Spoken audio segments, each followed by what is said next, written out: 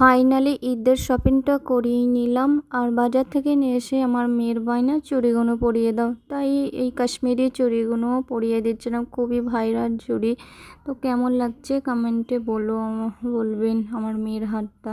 তো এখানে পরিয়ে দিলাম। আর এখানে কিছু দেশ থেকে না আমার শ্বশুর শাশুড়িরা একটু খাবার পাঠিয়েছিল।